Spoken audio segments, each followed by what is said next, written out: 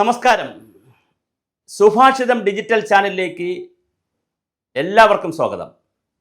കേരളത്തിലെ digital channel രംഗത്ത് യൂട്യൂബിൻ്റെ ചാനലിൻ്റെ ചരിത്രത്തിലാദ്യമായി കുശുമ്പ്, കുന്നായ്മ, കുത്തിത്തിരിപ്പ്, കൂട്ടുകൊടുപ്പ് അങ്ങനെയുള്ള ഒത്തിരി അലുമ്പ് പരിപാടികളൊന്നുമില്ലാതെ മനോഹരമായ രീതിയിൽ പാവപ്പെട്ടവരുടെ പ്രശ്നങ്ങൾ അവതരിപ്പിക്കുകയും അഴിമതിയും തോന്നിവാസവും എല്ലാം പുറത്തു കൊണ്ടുവരികയും സർക്കാർ ഉദ്യോഗസ്ഥർ മുതൽ തൊഴിലുറപ്പുകാർ വരെയുള്ള വളരെ വ്യത്യസ്തമായ അംഗൻവാടികൾ, ആശാ വർക്കേഴ്സ്, കെട്ടിട നിർമ്മാണ തൊഴിലാളികൾ, അങ്ങനെ പിന്നെ പാചക തൊഴിലാളികൾ, കൃഷി തൊഴിലാളികൾ, അങ്ങനെ എല്ലാവരുടെയും പ്രശ്നങ്ങൾ അവതരിപ്പിക്കുന്ന ഒരു ചാനലായി നമുക്ക് വളരാൻ കഴിഞ്ഞു.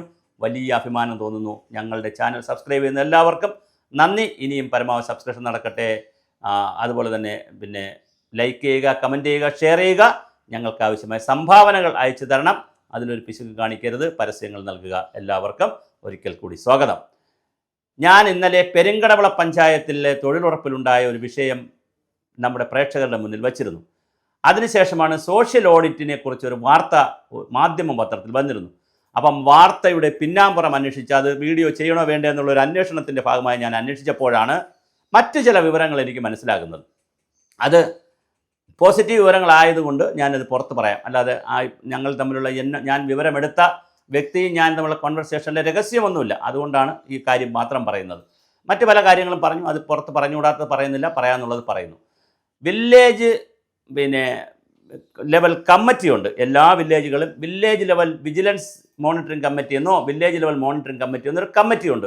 എല്ലാ സ്ഥലത്തുമുണ്ട് തൊഴിലുറപ്പിൻ്റെ ഭാഗമായി. അവരാണ് കൺകറൻറ്റ് ഓഡിറ്റ് നടന്നാൽ എന്ന് പറഞ്ഞാൽ ഒരു വർക്ക് നടന്നുകൊണ്ടിരിക്കുമ്പോൾ അതിൽ അഴിമതിയുണ്ട്, വർക്ക് മാറുന്നു, സൈറ്റ് മാറുന്നു, മസ്റ്റർ റോളിൽ ഒന്ന് പറഞ്ഞിരിക്കുന്നു, വേറെ സൈറ്റിൽ വർക്ക് നടക്കുന്നു, ഇത്തരം കാര്യങ്ങളൊക്കെ ഉണ്ടെങ്കിൽ വില്ലേജ് മോണിറ്ററിംഗ് സമിതി എന്ന് പറയുന്ന, അല്ലെങ്കിൽ വിജിലൻസ് മോണിറ്ററിംഗ് സമിതി എന്നൊക്കെ പറയുന്ന VMCകളുണ്ട്.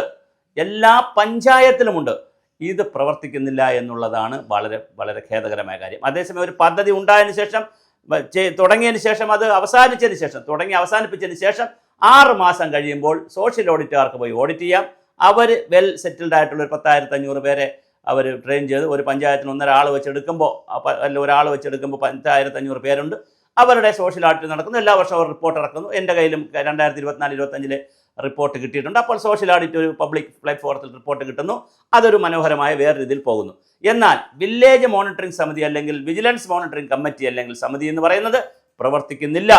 അതുകൊണ്ടാണ് പെരുങ്കടവിളയിലും വെള്ളറടയിലും അതുപോലെ തന്നെ നമ്മുടെ തൊണ്ടർനാടും ചുങ്കത്തുറയും എല്ലാം ഈ പ്രശ്നങ്ങളാവുന്നത്.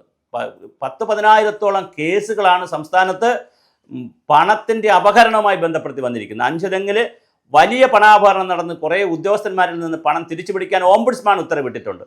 അങ്ങനെ വളരെ വളരെ വളരെ വിജിലൻ്റായിട്ട് പ്രവർത്തിക്കാൻ കഴിയുന്ന മനോഹരമായ ഒരു നിയമം ഉള്ളപ്പോഴാണ് തൊഴിലുറപ്പിൽ വ്യാപകമായ വകമാറ്റവും അതുപോലെ തന്നെ പിന്നെ പണ തിരിമറിയും വർക്കിൻ്റെ മാറ്റവും ഒരുപാട് തരികിടകൾ നടക്കുന്നത്.